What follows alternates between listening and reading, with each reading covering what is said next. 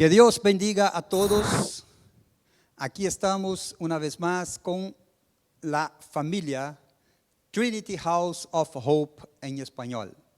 Muchas gracias, damos gracias a Dios por la oportunidad que tenemos de estar con ustedes en este domingo, en esta mañana, en nuestro primer servicio, ¿no? de este segundo tiempo donde estamos por ley teniendo que hacer nuestros servicios online. Por esto, damos gracias a todos ustedes que nos dejan entrar en sus casas en esta mañana para que juntos podamos meditar en la palabra de Dios. Muchas gracias a Dios, gracias a Pastor Juan José, Pastora Marelby, gracias a toda la comunidad Trinity House of Hope en español. Estamos delante de la palabra de Dios en esta mañana y queremos hablar un poquito en esta mañana con ustedes sobre santidad de Dios. Y para esto, yo quiero que ustedes vengan conmigo a la palabra del Señor en el segundo libro de Samuel, y nosotros vamos a leer en el capítulo 6, segundo libro de Samuel, capítulo 6, arrancamos desde el versículo 1, y la palabra de Dios dice: y David tornó a juntar todos los escogidos de Israel, 30,000. Y levantóse David y fue con todo el pueblo que tenía consigo de Baal de Judá para hacer pasar de allí el arca de Dios, sobre la cual era invocado el nombre de Jehová de los ejércitos, que mora en ella entre los querubines. Y pusieron el arca de Dios sobre un carro nuevo y llevaronla de la casa de Abinadab, que estaba en Gabá. Y Usa y Ayo, hijos de Abinadab, guiaban el carro nuevo. Y cuando lo llevaban de la casa de Abinadab, que estaba en Gabá, con el arca de Dios, Ayo iba delante del arca. Y David y toda la casa de Israel danzaban delante de Jehová con toda suerte de instrumentos de madera de haya, con arpas, salterios, adufes, flautas y címbalos. Y cuando llegaron a la era de Nachón, Usa extendió la mano al arca de Dios y túvola, porque los bueyes daban sacudidas.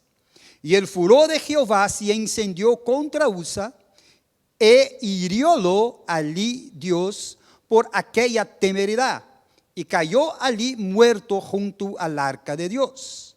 Y entristecióse David por haber herido Jehová a Usa, y fue llamado aquel lugar Pérez Usa hasta hoy. Y temiendo David a Jehová aquel día, dijo: ¿cómo ha de venir a mí el arca de Jehová? La palabra de Dios hasta el versículo 9. Vamos a meditar en ella, y yo te pido que cierres tus ojos y pidas al Señor que venga con su Espíritu Santo a hablar contigo en lo más íntimo, para que la palabra de Dios hable contigo y para que la palabra de Dios venga a cambiar tu vida en esta mañana. Esta es nuestra oración. Padre, te damos gracias, Señor, por estar aquí. Te damos gracias por esta mañana, te damos gracias por este día, te damos gracias porque este es el día que el Señor ha hecho. Y nosotros queremos alegrarnos, queremos regocijarnos en este día, Dios. Ahora estamos delante de tu palabra es la verdad. Te pedimos, Dios, que tu Espíritu Santo venga sobre nosotros y danos la autoridad para predicar tu palabra, danos la unción para predicar tu palabra. Señor, no queremos agregar nada a tu palabra, Señor. No queremos quitar nada de tu palabra. Padre, nuestra oración es para que tu palabra venga a hablar con nosotros y cambie nuestras vidas en el nombre de Jesús. Amén. Hablar sobre santidad de Dios es algo muy importante, porque necesitamos de entender sobre la santidad de Dios. Quisiera empezar diciendo que todo ser humano, todo ser humano, nosotros nacemos com necessidades.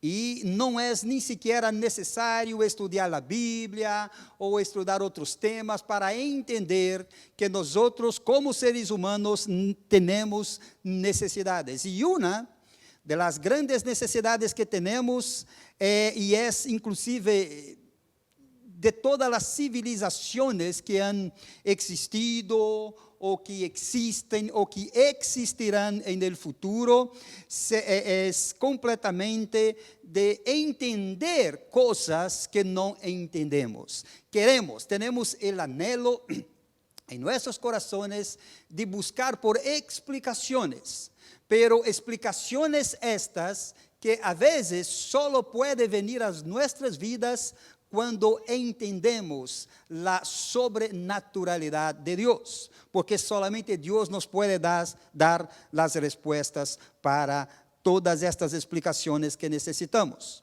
Nós, los que creemos em la Bíblia, nós sabemos e aprendemos quando estudamos a Bíblia que nós não hemos sido criados para estar aqui neste mundo. Lo que quero dizer é que Deus tem para mim e para você que me está escutando nesta manhã, para você que me vai escutar a través de nossas plataformas, Deus tem para mim e para você uma vida eterna, donde nosotros poderemos estar eternamente com Ele, e aí sim entenderemos todas as coisas. Eclesiastés, capítulo 3, versículos 14 e 15, diz: he entendido que todo lo que Dios hace, esto será perpetuo. Sobre aquello no se añadirá, ni de ello se disminuirá. Y hácelo Dios para que delante de Él teman los hombres. Aquello que fue, ya es.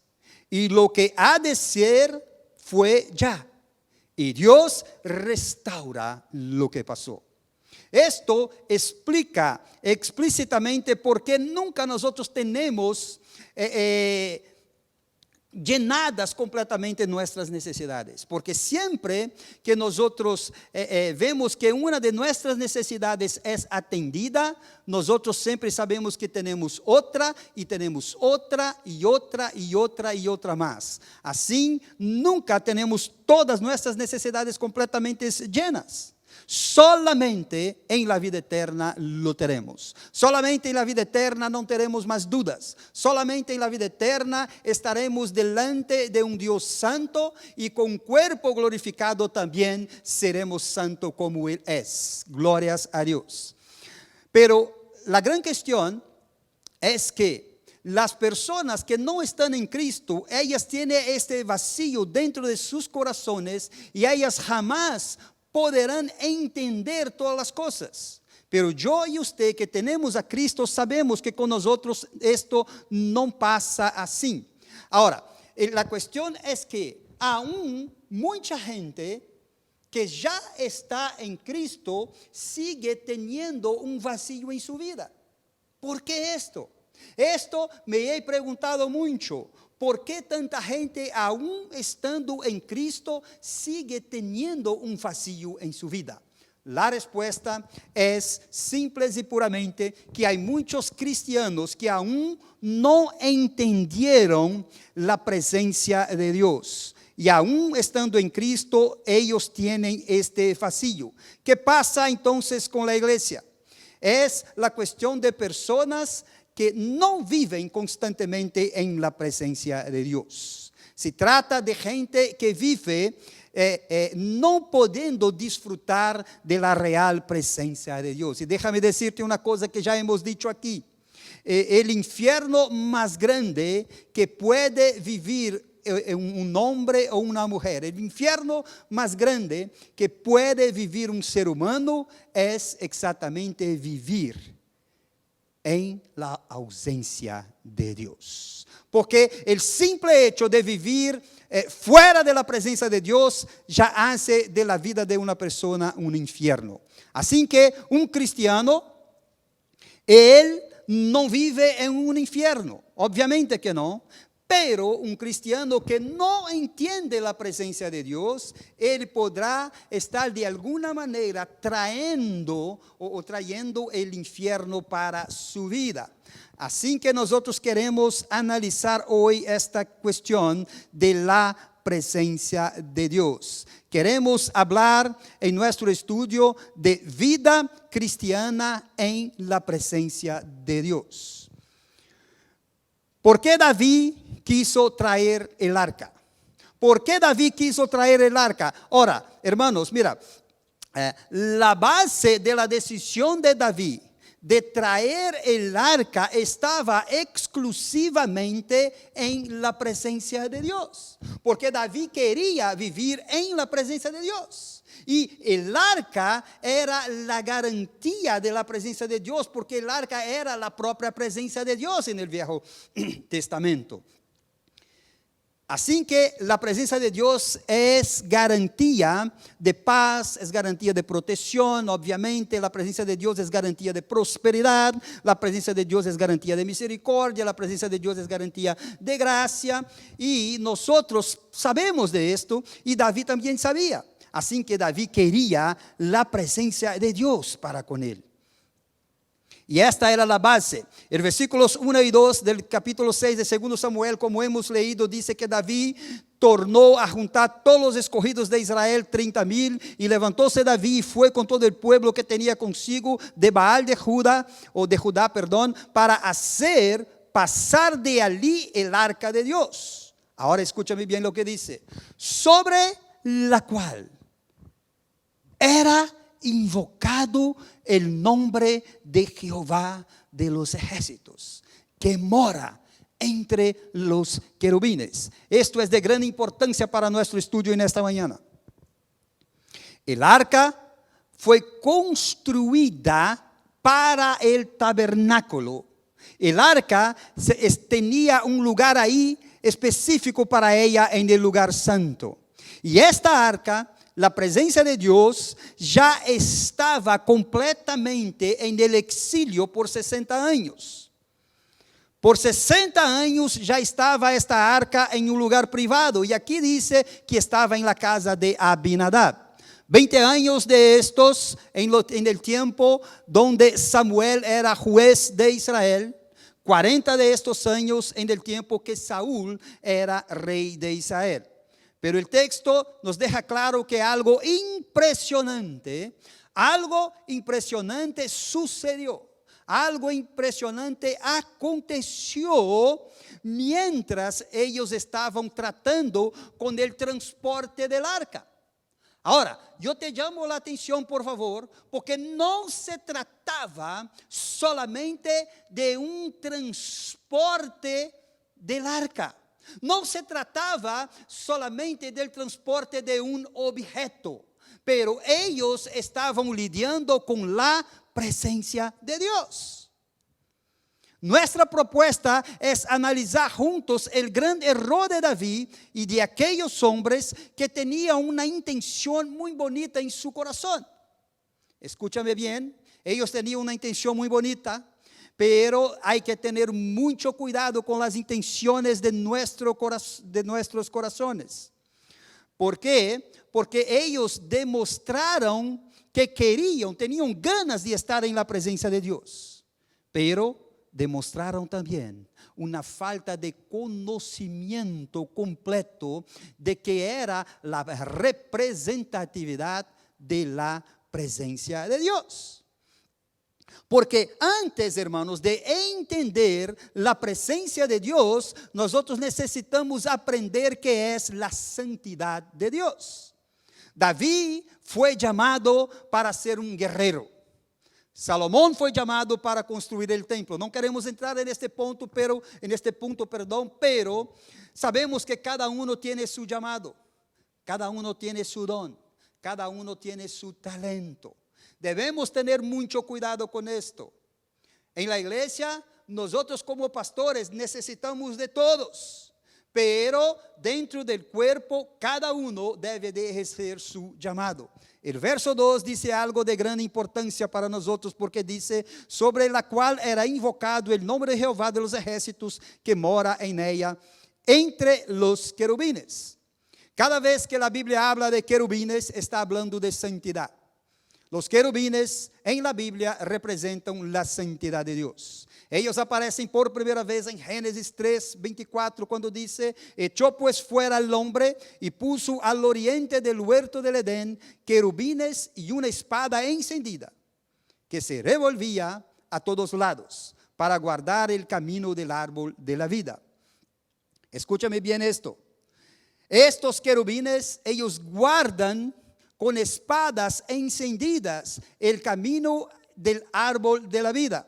Esto significa que con el pecado del hombre se rompió el camino, el acceso al árbol de la vida.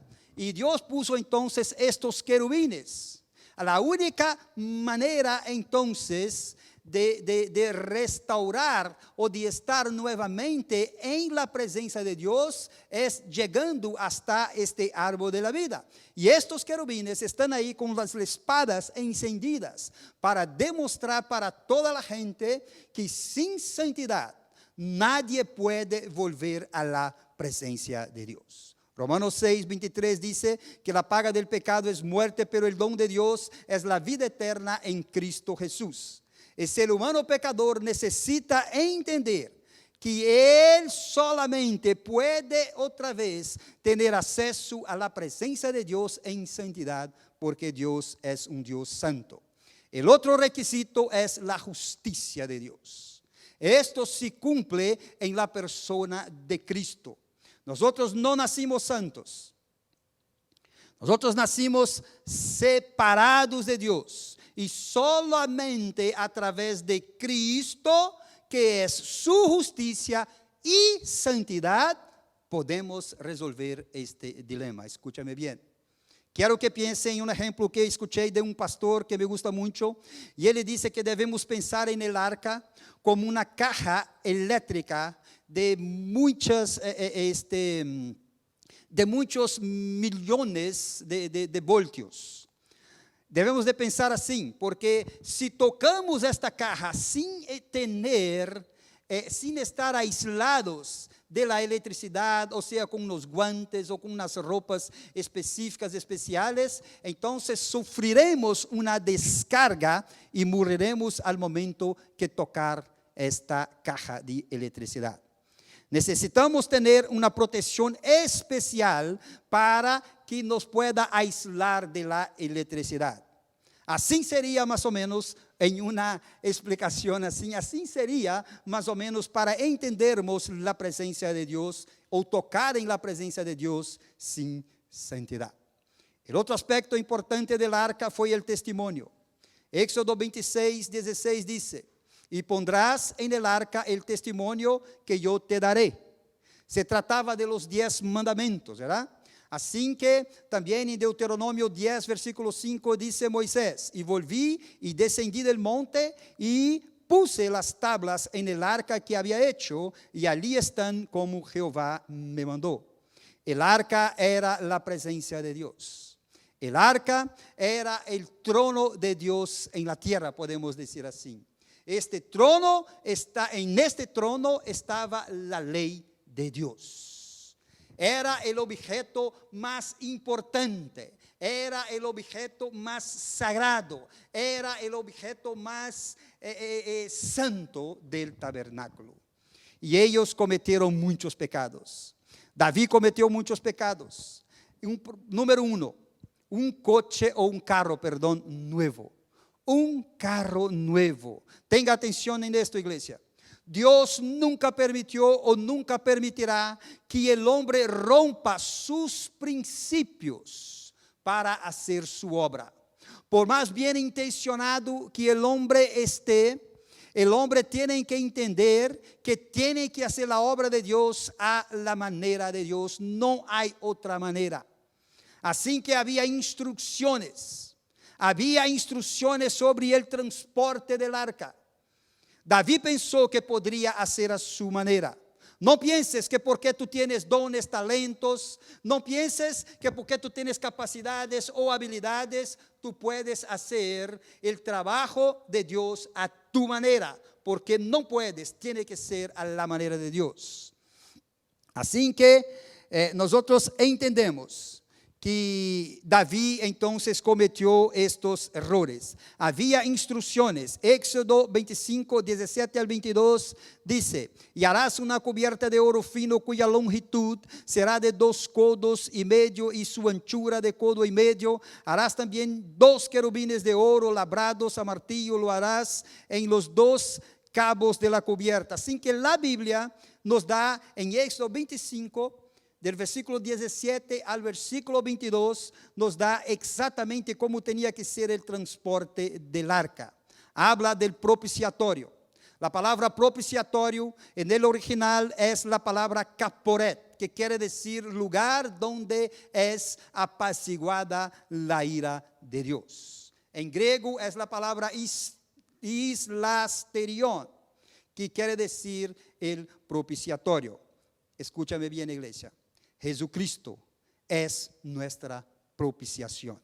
Los querubines habían de ser hechos los 2 de la misma pieza. No podía haber soldadura. ¿Por qué? Propiciatorio, sacrificio. Querubín, santidad. La santidad de Dios no se puede separar del sacrificio de Dios. Cristo en la cruz estaba apaciguando la ira de Dios que estaba sobre nosotros por nuestro pecado. El pecado impide la santidad. Es por esto que Cristo fue nuestro propiciatorio a través de su sacrificio. ¿Qué dijo Dios a la humanidad en la cruz? Porque tú no eres santo, tuve que enviar mi Hijo Santo para santificarte. Solo así podrás disfrutar de la presencia de Dios. Porque Cristo es santo y cuando tenemos a Cristo, entonces nosotros también somos santos. El versículo 20 dice: y los querubines extenderán por encima las alas, cubriendo con sus alas la cubierta, sus caras de una frente a la otra, mirando a la cubierta las caras de los querubines. En la cruz volaron los querubines y en este momento Cristo se quedó descubierto y gritó: Eloi, Eloi, Eloi, lama sabactane, que quiere decir: Dios mío, ¿por qué me has desamparado? ¿Por qué Dios lo abandonó?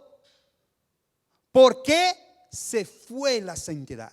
Cuando los querubines fue la santidad, volaron, se quedó expuesto. ¿Qué quedó expuesto en este momento? Mi pecado, tu pecado. Y esto entonces Dios no pudo contemplar, porque Dios es un Dios santo. La causa de la muerte no ha sido, o de la muerte de Cristo, no ha sido un simple sangrado. La causa de la muerte de Cristo, ella es explicada en el Salmo 22, versículo 14, y él explica de la siguiente manera: heme escurrido como aguas, y todos mis huesos se desconjuntaron. Mi corazón fue como cera, desliéndose en medio de mis entrañas. Para terminar, la cardiología explica que el corazón está, ¿cómo le voy a explicar? El corazón está envuelto por una camada que se llama el pericardio. El soldado fue a Cristo después de su muerte, ¿se acuerdan? Y él le metió la lanza al costado de Cristo.